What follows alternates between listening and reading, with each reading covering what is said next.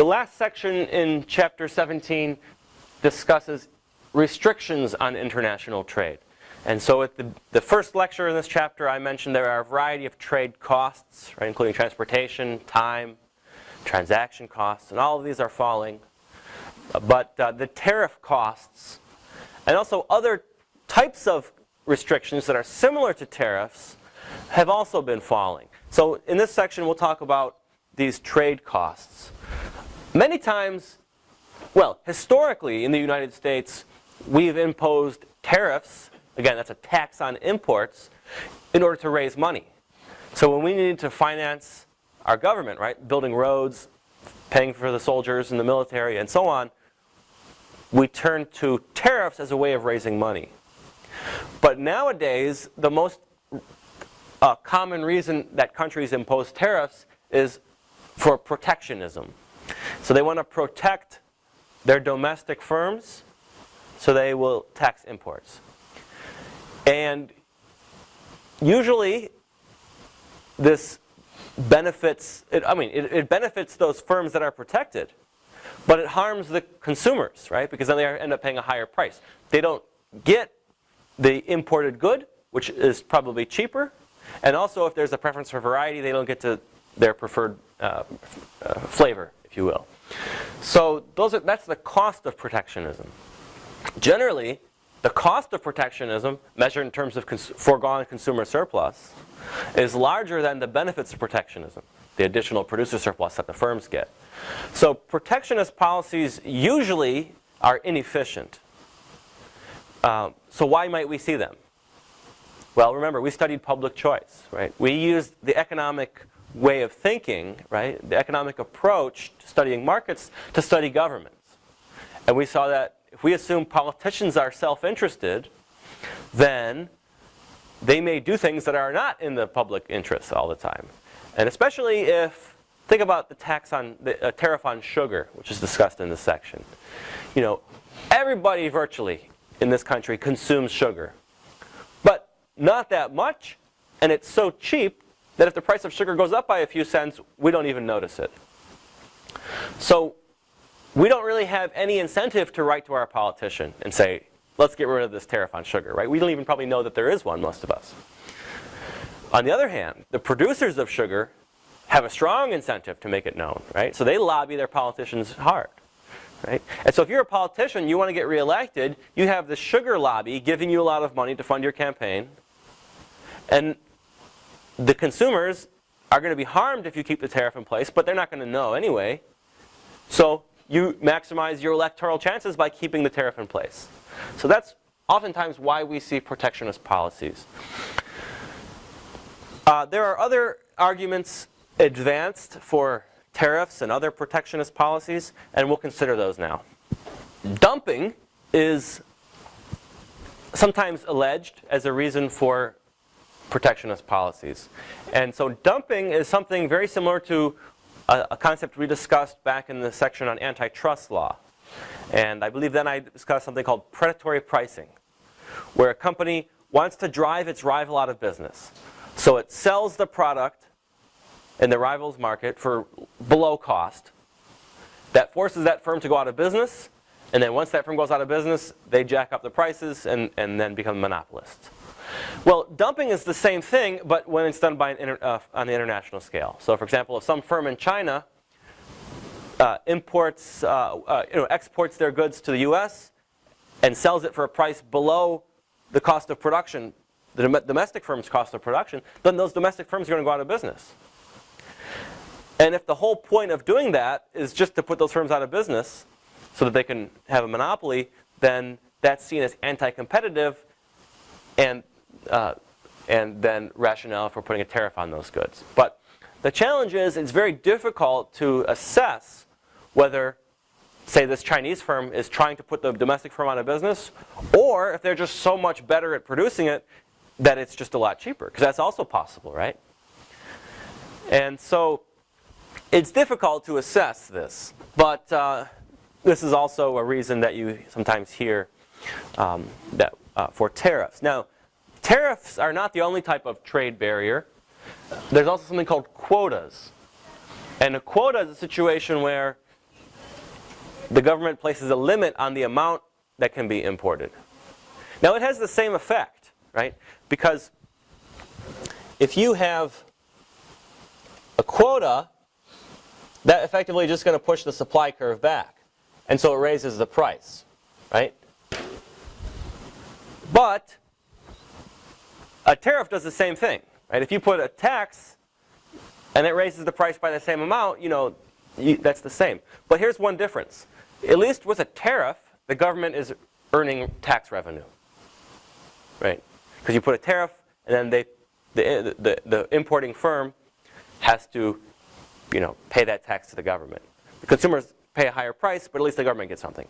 With a quota, the government doesn't get anything. But here's the interesting outcome: who benefits from the quotas? Which firms? The firms that get to import, right? Because let's say we're going to allow 1 million cars to be imported. And so if you're one of the firms who gets to import one of those 1 million cars, you benefit because you receive a higher price now.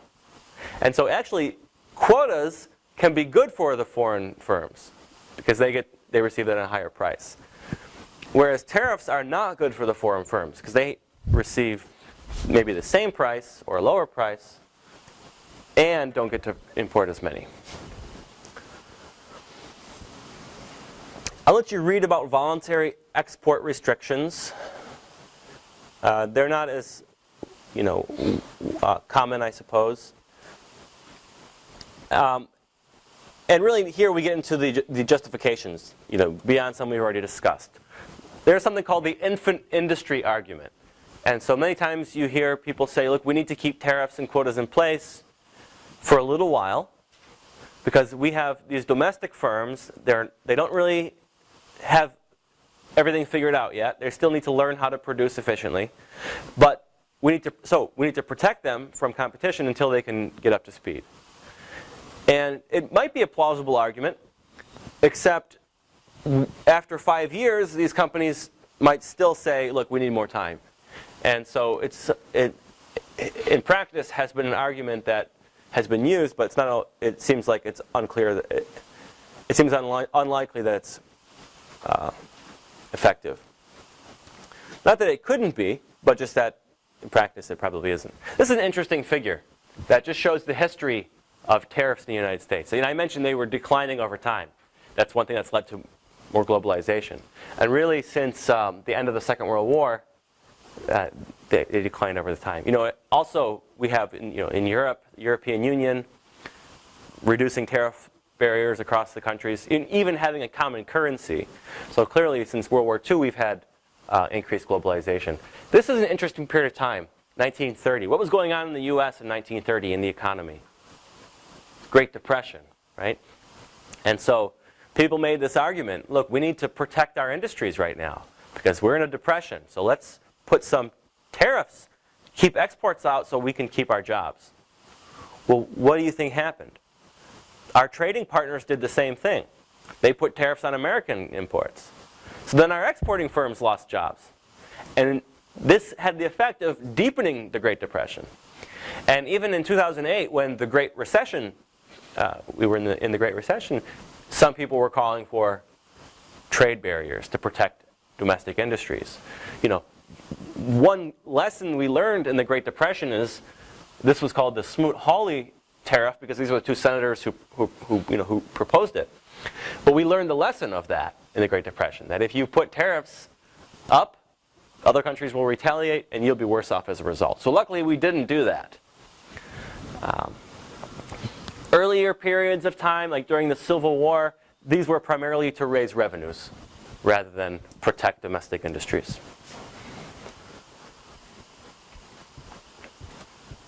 I'll let you read this about strategic trade policy. Essentially, it's the infant industry argument. Certainly, national security is a commonly heard argument for restricting trade, especially, for example, with respect to oil. We don't want to be dependent on oil from another country because let's say we go to war with that country. They're going to cut off our oil supplies. Then what are we going to do? And it's not that this argument is implausible, right? It might be plausible. And so, however, probably a better way of of dealing with this possibility is, rather than not trading with them, build up alternative supplies. And so we've done that in the United States. We have our own supply of oil that we don't really use because we're saving it in case we need it, right? In case of a war or something like that. There's a job protection argument, and we've spoken about this already in terms of the Smoot-Hawley tariff. Sure, certainly you often hear arguments that we can't compete with cheap foreign labor.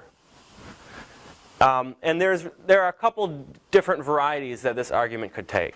One is just that the cost of labor is so low, there's no way we can compete. The issue, however, is that productivity is what matters, not the wage rate. So workers in China, in India, certainly their wage is a lot lower, but they're also a lot less productive. And why do you think that is? Well, they have less capital. Not only do they have less physical capital, but they have less human capital as well. So American workers are better trained, and we have better machines and roads and everything. So a worker in the US can produce a lot more. Even if their wage is higher, what matters is, the output per dollar that you're paying these workers. So in fact, we can compete with cheap labor because we have so much more capital. But another variant of this is that maybe the country uses child labor, or maybe they use slavery, right? So should we trade with countries that have slavery? This becomes a non-economic argument, in my opinion. It's in some ways outside of economics, because it comes down to moral issues. Though it is worthwhile to consider, for example, child labor. Sometimes countries have banned imports from countries that use child labor, for example, to make handmade rugs. And the consequence, and the reason they did is they think, okay, look, we'll get these children out of the rug making industry, and then they'll go to school. But that's not always what happened. And in some cases, these children making the rugs wound up in even worse situations. For example, then they had to go on the street and beg, or they're, something you can imagine what could be far worse, right? So sometimes these policies have well-intentioned motives behind them, but turn out bad. So it's difficult to say, right, whether you should ban trade with countries that have different cultures and attitudes towards what is the appropriate age that someone should start working. And I'll just leave that for you to think about.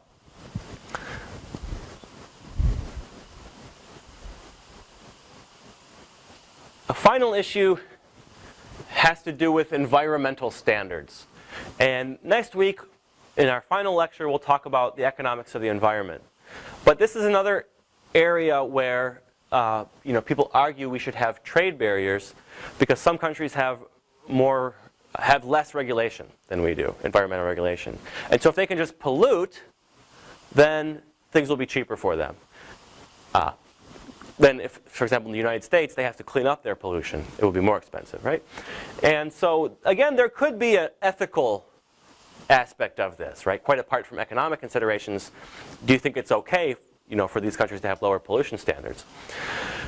The economic way of thinking about this suggests that, well, these countries then have to deal with it, have to live with this pollution, and just like in the child labor example, it's not clear we should be imposing our beliefs onto other countries. If they're willing to bear with the pollution, maybe then the dirty industry should be there. Though I think, ethical issues come into play more here, should come into more play here. And they do say, the final sentence of this chapter, do economists support any restriction on free trade? Nearly all economists would say no. Or in other words, they're saying here, all economists support free trade in all circumstances. I think this is a bit of an overstatement, to say the least. I think it's true that nearly all economists like the idea of free trade, at least in the abstract, right? And so economists on the right and the left, it's in fact one of the unifying sort of attitudes in the profession is that free trade is generally good. But mix in different beliefs about ethics and morality, right? And then you'll start to get differences of opinions. And what about certain situations like we were talking a lot about in the discussion aspect of this course about the current situation in Ukraine. And so we imposed travel bans and different restrictions on Russia now. So should we block trade with Russia because they're invading countries and taking their territory? Maybe that's smarter than going to war with Russia, right? So I don't think it's true that all economists, certainly I know it's not, because even I can find some examples where I would say some trade restrictions in some situations are good. But it's outside of economics in this case, right? Or there are a wide variety of areas to consider. The reason that they put it so starkly here is to drive home to you that free trade is good, right? You should see why free trade can be good. And generally the arguments against it have a lot of flaws in them. It's not to say, however, that there wouldn't be some situations in which some restriction of trade might be useful. At least that's the way that I think about it. And I would encourage you to develop your own beliefs, taking into account what you know about economics, what you know about public choice, and then also your own ethics and morality.